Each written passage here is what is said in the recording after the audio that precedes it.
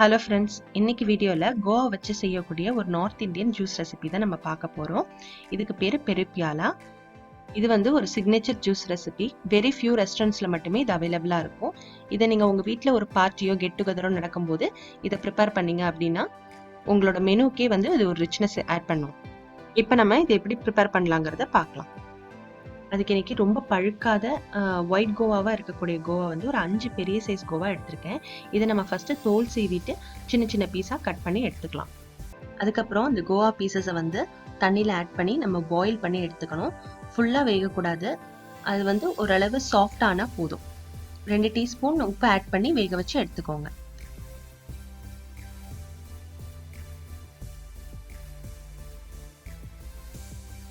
வேக வச்ச தண்ணியை நீங்கள் கீழே ஊற்றிடாதீங்க. இது நம்ம ஜூஸ் ப்ரிப்பேர் பண்ணும்போது இதை ஆட் பண்ணி செஞ்சுக்கலாம். நம்ம இப்போ இந்த வேக வச்ச கோவா, அந்த தண்ணி எல்லாமே வந்து நல்லா ஆறணும். ஆறினதுக்கப்புறம் நம்ம ஜூஸ் பண்ணிடலாம். இப்போ இந்த கோவா வந்து நல்லா ஆறிடுச்சு. ஒரு மிக்சர் ஜாரில் வந்து நம்ம அந்த கோவாவெல்லாம் ஆட் பண்ணிக்கலாம். ஆட் பண்ணிவிட்டு அது கூடவே ஒரு 6 டேபிள் ஸ்பூன் சுகர் எடுத்திருக்கேன், அதை ஆட் பண்ணிக்கிறேன். நெக்ஸ்ட்டு ஒரு கை ஃபுல்லாக புதினா இலை எடுத்திருக்கேன், அதையும் நம்ம ஆட் பண்ணிக்கலாம். அதுக்கப்புறம் ஒரு 2 லெமனோட ஜூஸ் நம்ம இதில் ஆட் பண்ணிக்கலாம். இது எல்லாத்தையும் ஆட் பண்ணதுக்கு அப்புறம் இதை வந்து நல்லா ஒரு ஸ்மூத் பேஸ்டா அரைச்சு எடுத்துக்கலாம். அரைச்சதுக்கு அப்புறம் டேஸ்ட் பார்த்துக்கோங்க. டேஸ்ட் பார்க்கும்போது நல்லா இனிக்கணும். அப்பதான் வந்து ஜூஸ் நம்ம மிக்ஸ் பண்ணும்போது கரெக்டா இருக்கும். நான் இன்னும் ஒரு 2 டேபிள் ஸ்பூன் சுகர் இதில் ஆட் பண்றேன். பாருங்க, இப்ப நம்ம இதை அரைச்சு எடுத்தாச்சு. இதை வந்து நல்லா ஃபில்டர் பண்ணி நம்ம எடுத்துக்கணும்.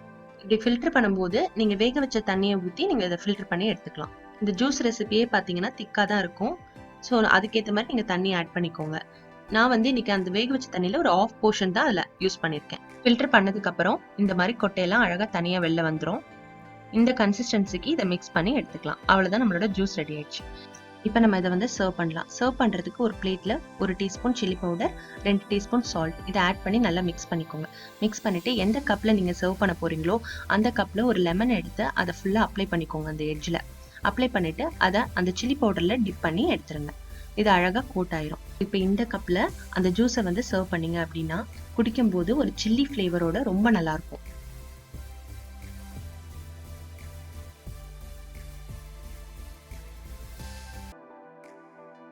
ஜூஸ் வந்து ரொம்ப டேஸ்டாகவும் ரெஃப்ரெஷிங்காகவும் இருக்கும். கண்டிப்பாக உங்களுக்கு பிடிக்கும்னு நினைக்கிறேன். இந்த ரெசிபியை நீங்களும் ட்ரை பண்ணி பாருங்கள். பிடிச்சிருந்தா லைக் பண்ணுங்கள். எப்படி இருந்ததுங்கிறத கமெண்ட்டில் சொல்லுங்கள். நாங்கள் போடுற வீடியோ உங்களுக்கு வரணும்னா எங்கள் சேனலுக்கு சப்ஸ்கிரைப் பண்ணுங்கள். தேங்க்யூ.